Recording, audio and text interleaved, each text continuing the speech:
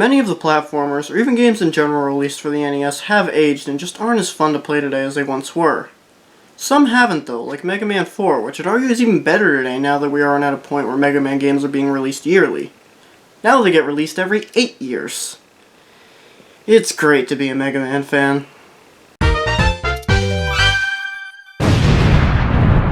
Out of the NES Mega Man games, 2 is generally considered the best.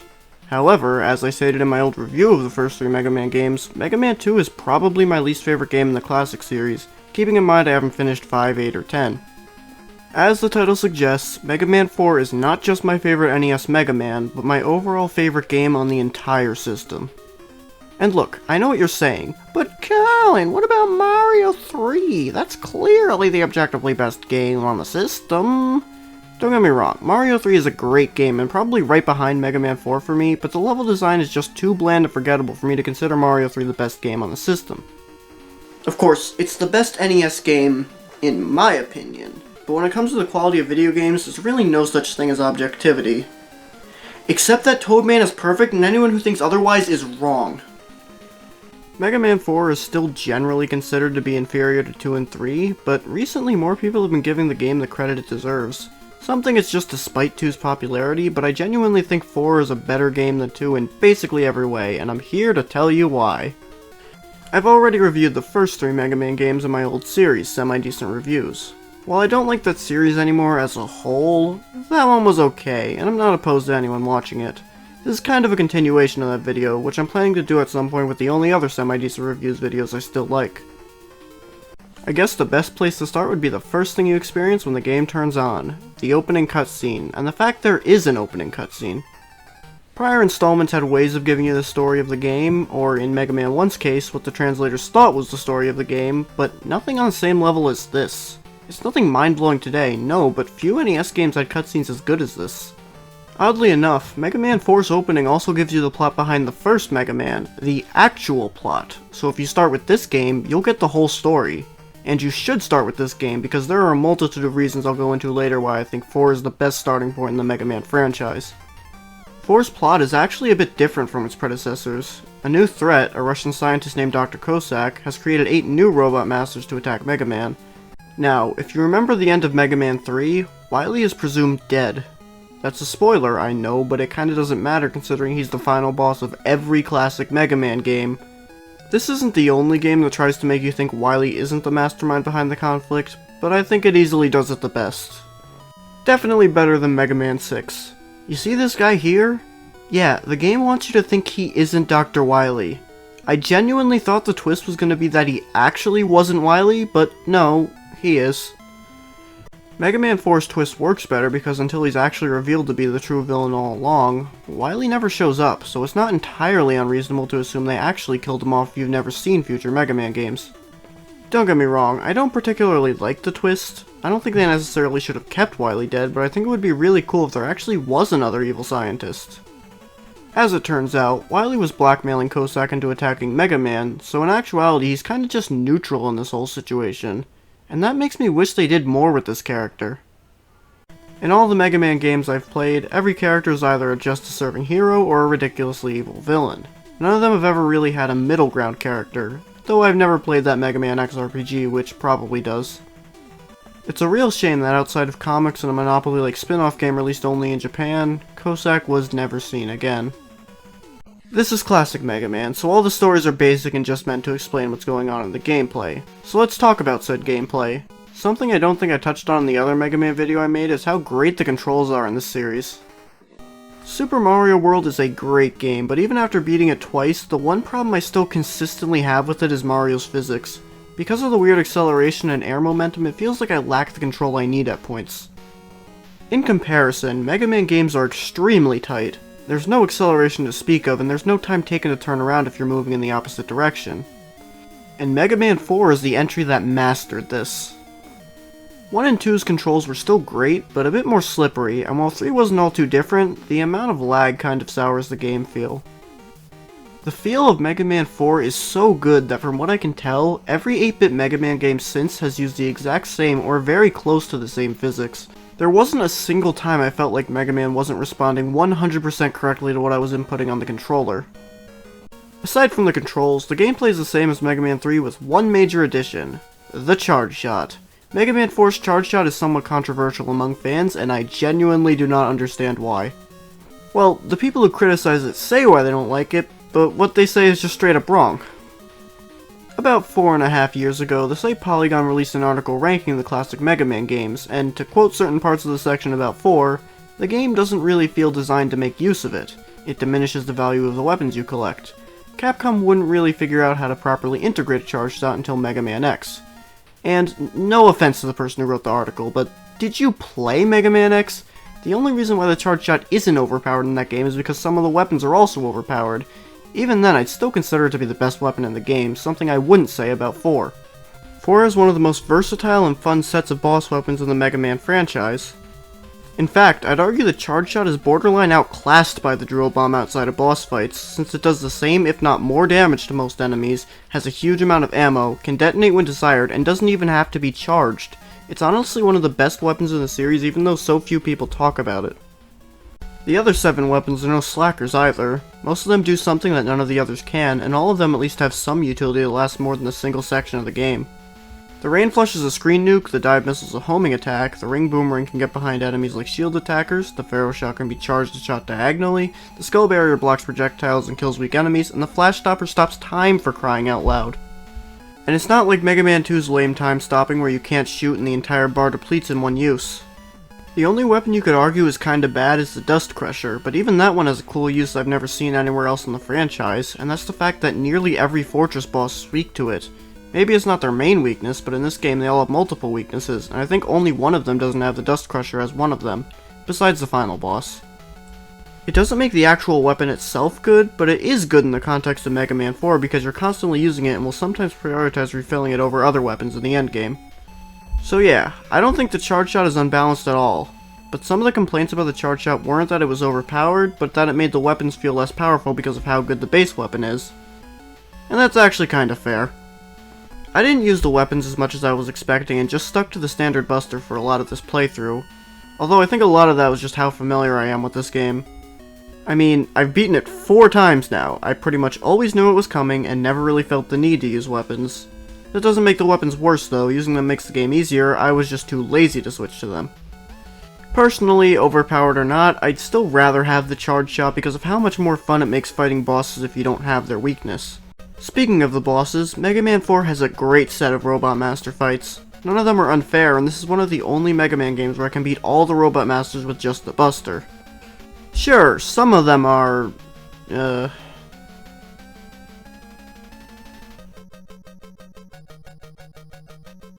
But you've also got fights like Ring Man, one of my favorites in the whole series. His pattern is simple: throw a ring boomerang forward, then jump and throw one down. You usually have to jump 3 times per part and make sure not to get hit by the diagonal ring, shooting in between these things. It's fairly easy, but the rhythm and fun of the fight more than makes up for it.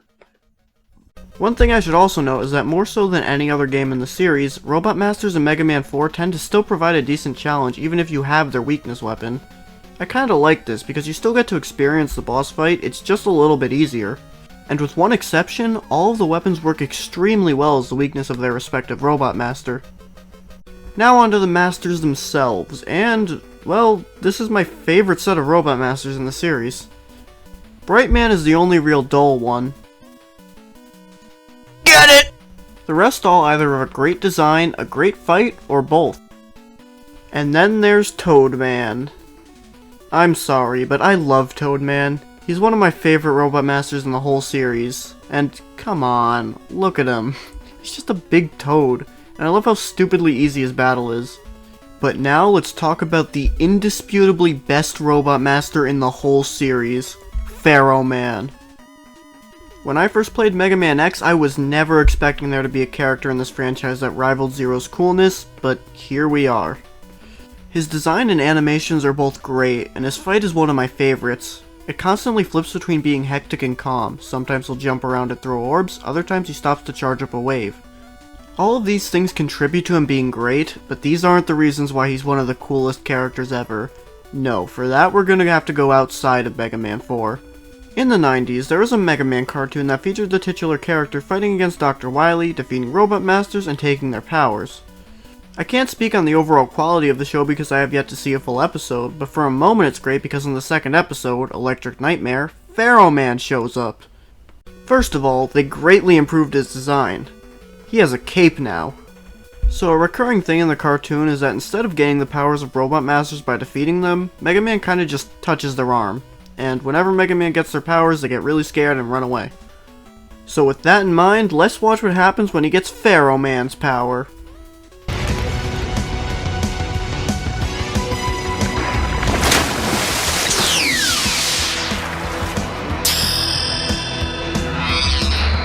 Now I've got your power! I'm choosing to ignore the fact that the fight ends 5 seconds later because whatever the heck this is happens. And like, what missed potential? You have this awesome character that makes a dramatic entry only to have him appear in one episode for a 30-second fight scene. Still, what a character. He's shown to be a charismatic leader with his only weakness being the fact that he's too nice to women. What a beta male. Yeah, so there's about 5 more pages of me talking about Pharaoh Man in the script, but I'm reluctantly deciding to skip it. Let's talk about the stages. Mega Man 4 features something not yet seen before in this series. Good level design. I'm not saying there weren't any good levels in the first 3 entries, because there were. But Mega Man 4 is simply far more consistent, and the average level is of higher quality. There's honestly not a single level in the game that I don't like. My least favorite stage in the game is probably Skullman's. It lacks an interesting main mechanic, or any mechanics at all, and nothing about it is particularly interesting, except the theme, which is really cool. With that said, it's still a decent stage, and I still like it better than every single stage in Mega Man 2. However, none of the stages quite reach the level of quality so that I'd call them amazing, although Ringman's comes pretty close. Great visuals, cool mechanics, a really fun mid-boss, this is for the most part a fantastic level, but certain parts are just straight up awful. Like, you have to go through 3 mini-bosses before you reach the first and only checkpoint prior to the boss of this ridiculously long level.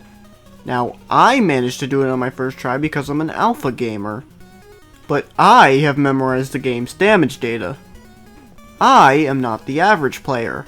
I am going to stop starting sentences like this. I know for a fact that someone playing this game for the first time, even if they're a Mega Man veteran, is probably not going to get to the checkpoint on their first try. Which means they'll have to go through those roughly 5 or so terrible vertical screens at the start again. Why is this so cramped? Still a great stage though. Like the level design, I think the soundtrack of Mega Man 4 is one of the most consistent in the entire series. Sure, none of the tracks reach the same level of quality as the best of 2 and 3, but I don't think there's a single bad one on the entire OST, and for that reason, I think 4 slightly edges them out and has the best soundtrack of the NES hexology. The Robot Masters themes get stuck in my head constantly, and my favorite of them is, what a surprise, Ringman's. Seriously, I have been severely overlooking this guy for too long. You might have noticed by now I really haven't said anything negative about the game yet. Even with Mario Party Superstars, a game I liked, I probably complained about it more than I complimented it. So, let's go over the issues with Mega Man 4. Well, let's see. I'm sorry, but I really don't have anything. Mega Man 4 doesn't really do anything wrong. It's really just the most consistently good Mega Man game. Outside of a couple of poorly designed sections, how did the person who came up with Pit Hoppers leave work alive that day? I only have one major gripe with Mega Man 4, the fact that it uses a life system, but obviously I won't count that against the game because at the time, it would be weird if it didn't. And as of Mega Man 11, it's still something the series hasn't gotten past. Okay, I've talked about pretty much everything I wanted to talk about, time to go back to why I think 4 is the best place to start if you've never played a Mega Man game before. Although I've already given you most of the reasons, so this is more of a recap than anything else. The gameplay is on par with the series' best, and the weapons, stages, music, and bosses are all great. There's actually one more reason why I think 4 is the ideal game to start with too. The difficulty. Mega Man games are known for being difficult, a reputation I feel is largely undeserved. After playing a majority of the games in the classic series, I would only call 3 of them overall difficult, and 2 of those games are only difficult because of poor level design and constant trial and error. Mega Man 4 is straight down the middle in terms of difficulty for both the series and 2D platformers as a whole. It's not particularly hard, but I wouldn't call it easy either. Plus, it's amongst the most fair. Aside from those mistakes, there's probably nothing that will infuriate you. Well, actually, there is one thing. But first, I haven't even mentioned Mega Man 4's strongest aspect. The game gets everything from the series right, but up until now, I wouldn't consider 4 to do any of that the best. There are games with stronger weapons, or stages, or bosses, but there is something I think 4 truly does better than any other game in the series. Anyone who's played a Mega Man game knows once you defeat all the Robot Masters, it's on to the Fortress stages. And they're usually forgettable, taking place in a generic indoor environment, bringing back a handful of enemies and mechanics from the Robot Master stages. Here's 2 Wily stages from Mega Man 3. See how similar they are? Well, guess what? The one on the left is from Mega Man 1. Yeah, you know where I'm going with this. Mega Man 4 has twice as many Fortress stages as the average game, yet it manages to make each level far more memorable than any from the 3 games that came before it. Cossack Citadel, I don't know if that's actually what it's called, but I'm not looking it up because that's what it should be called, instantly lets you know that things will be different. It starts outside like the others, but this time you're trekking through ice and snow to get to the fortress. The stage ends with a vertical ascension in a snowstorm, and you enter the fortress from high up on the walls. It's just so cool! Cossack Stage 3 is the star of the show, though. Before I said Mega Man 4 had no amazing levels, but I was just talking about the Robot Master stages. This is the best level in the game. In terms of memorability, you're platforming in the sky above the castle to reach the area where Dr. Cossack himself is located, in what is to my knowledge the only fully auto-scrolling level in the series. Auto-scrollers tend to get a bad rap in platformers, but I think that's because of how slow they usually are. Relative to Mega Man's speed, the screen is scrolling pretty fast, so the game is actually forcing you to go faster than you usually would. On top of all this, the music is my favorite in the game too. This is straight up the best level in all of NES Mega Man. Then you defeat Cossack in the following level, Wily shows up, boom, second castle. The Wily levels aren't as strong as the Cossack ones, but they're still solid overall, and the first one is at least very memorable since it only uses Mets as enemies. However, remember when I said I really didn't have any issues with Mega Man 4? I lied, the final boss sucks. To be fair, this is far from an issue exclusive to 4. I can count on one hand the number of good final bosses in Mega Man, but that doesn't make this any better. The first phase is absolutely pathetic. You can just hide and avoid every single shot from the machine. This might be the easiest boss in the entire series. Then phase 2 kicks in and it's like Whiplash. Now it's nearly impossible to avoid his attacks and hitting him is a pain. And don't forget this game was the start of Mega Man final bosses having 3 phases, albeit in a different level this time. The Wily capsule would be okay, but the window where you can actually hit him is so small and you can't use the buster, and sometimes he also just teleports on top of you. The final boss is a dirt stain on an otherwise pristine game. Mega Man 4 is not just the best NES Mega Man game, but the best game on the system in my opinion. I know nobody will agree with me, but I think that as of its release, it was the greatest game ever made. If you're a fan of 2D platformers or Mega Man games and you still haven't played 4 yet, why are you still here?